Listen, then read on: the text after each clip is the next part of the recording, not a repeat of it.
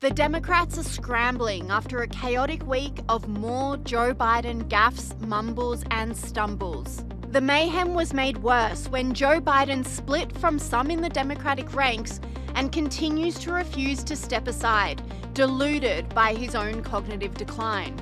Sky News All-Stars James Morrow, Annalise Nielsen and Peter Stefanovic take a look at the desperate damage control going on in the White House right now, and if it's enough to convince Joe Biden to step aside.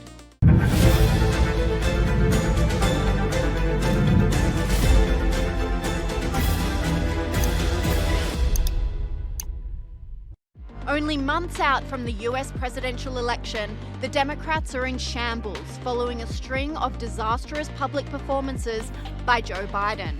Despite a strong push for Joe Biden to step aside, the president has so far refused, causing tension and disarray in the party, says Sky News All-Star Peter Stefanovic. Our US President Joe Biden, he's maintaining his activity on the campaign trail. Today he went to the battleground state of Pennsylvania. That's despite increasing calls for him to drop out of the presidential race. Biden attended Sunday church service in Philadelphia during his latest campaign stop, and he joked about his age as well as his imperfections as he addressed the church to try and put minds at ease.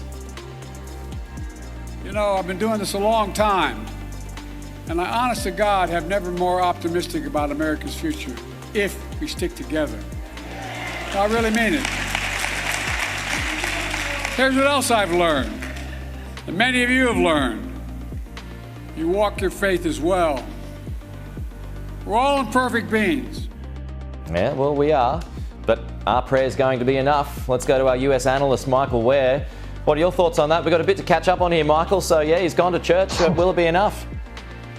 Yeah, I think it's going to take a little bit more than prayer, because President Biden and his campaign is simply in an absolute world of hurt.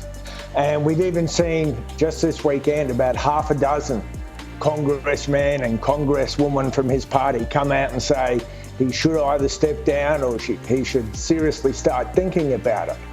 And the political reporting is that really this is his decision that he's decided only he's going to make. He said it's between him and the Lord Almighty.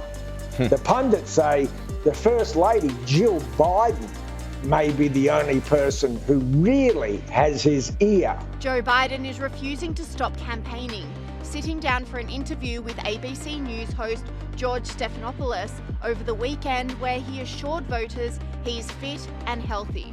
But Sky News All-Star James Morrow isn't buying it, saying the interview was heavily edited. Anyway, now as we know, the Democrats are attempting the ultimate cleanup on Aisle Joe, a cleanup operation the size of Chernobyl to salvage their hold on power with, for the moment at least, this guy at the helm. As part of this program, Joe Biden sat down on Friday for a pre-recorded, heavily edited interview with none other than George Stephanopoulos to prove that he was indeed of sound mind and body. George Stephanopoulos, by the way, for those of us with long memories, was the guy who, as a young staffer on the 1992 Bill Clinton campaign, helped clean up what were then colloquially known as bimbo eruptions. Charming. So I think we know why he was chosen for this gig. Anyway, let's see how it all went down, shall we? Among other things, Joe Biden was unable to remember if he even watched a replay of his disastrous debate with Donald Trump. Did you ever watch the debate afterwards? I don't think I did, no. Well, what I want to get at is what were you experiencing as you were going through the debate? Did you know how badly it was going? Yeah, look.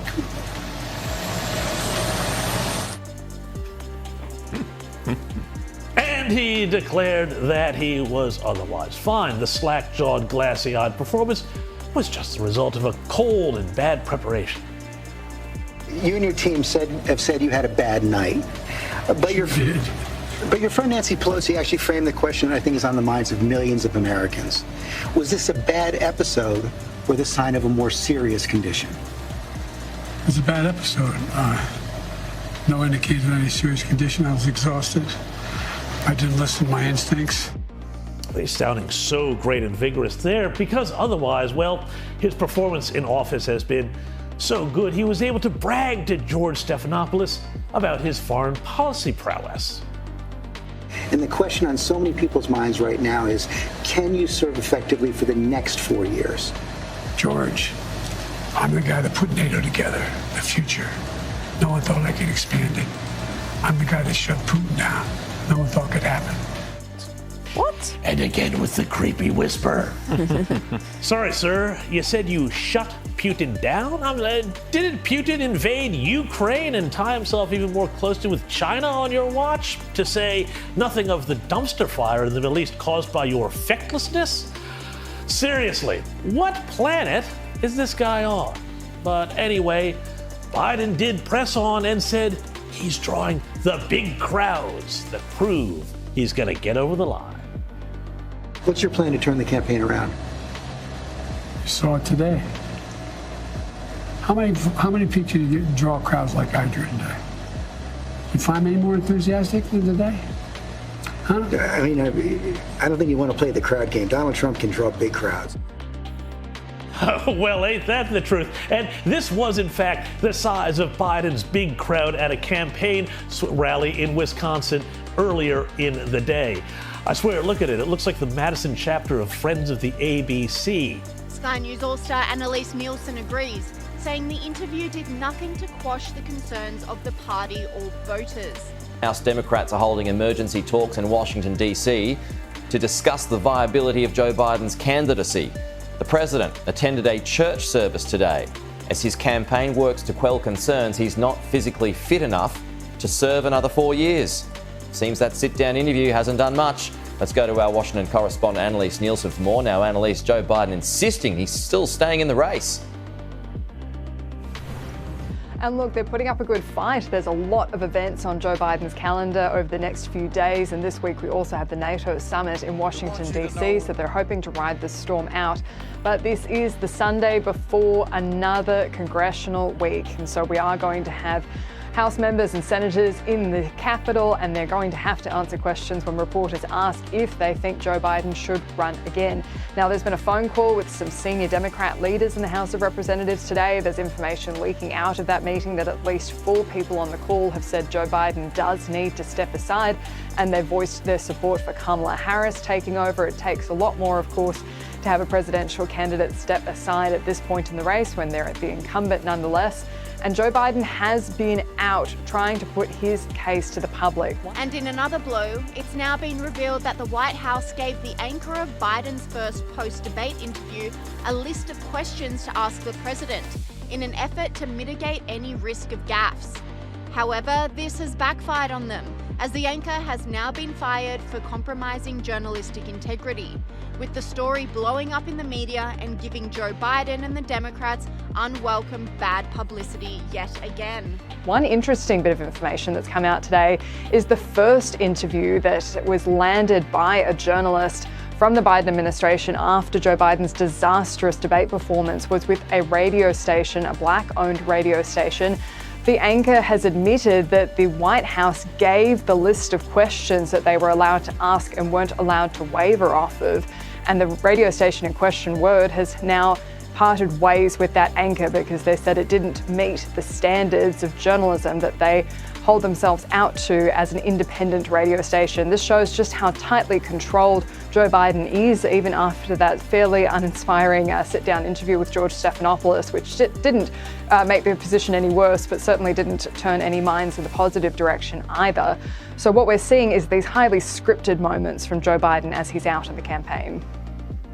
Despite being likened to a walking corpse, Joe Biden is packing his schedule with campaign rallies and appointments in a bid to convince voters he is capable. Joe Biden is trying to stay positive this morning, taking his campaign to the battleground state of Pennsylvania. Despite those calls on him to drop out of the presidential race, President Biden attended a Sunday church service in Philadelphia during his latest campaign stop. Mr. Biden joked about his age and his imperfections as he addressed the church to put minds at ease about his capability of running for office. You know, I've been doing this a long time, and I, honest to God, have never more optimistic about America's future if we stick together. I really mean it. Here's what else I've learned, and many of you have learned. You walk your faith as well. We're all imperfect beings. But it seems lawmakers aren't convinced, with Joe Biden losing support from top Democrats by the day. To the US now, and the Democrat Party remains in turmoil this morning, days after Joe Biden sat for an on-camera interview, his first since that debate against Donald Trump. More lawmakers have called for the US president to step aside.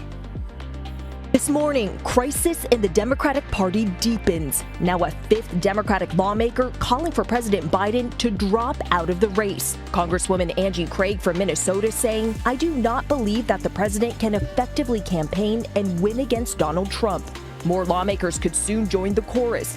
Minority Leader Hakeem Jeffries is planning to hold a meeting with Democratic leaders in the House this afternoon. Senator Mark Warner is working to get a group of Senate Democrats together to discuss whether Biden should step aside. Senator Tammy Baldwin from Battleground, Wisconsin, says she'll have lots of discussions with her colleagues when Congress reconvenes on Monday. I'll be seeing and interacting with my colleagues. I'm sure we'll have lots of discussion.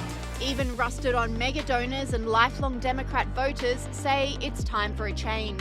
Mega donor Reed Hastings, the co-founder of Netflix, saying Biden is unfortunately in denial about his mental state. He needs to step aside to let a vigorous Democratic leader beat Trump. They're trying to push me out of the race. Well, let me say it as clear as I can. I'm staying in the race. Even after Biden's fiery campaign rally in Wisconsin on Friday, not all voters there were convinced. How would you say this rally changed or didn't change your perception of the president? Well, I wouldn't say it changed my perception of the president. I mean, I think what happened last Thursday night was worrisome. Thursday made me worry, and I think he's bounced back in this kind of setting. I want to see him in other settings. Joe Biden's stubbornness has been widely publicised and is being blamed for his unwillingness to step aside, which Sky News contributor Kel Richards says is a symptom of dementia.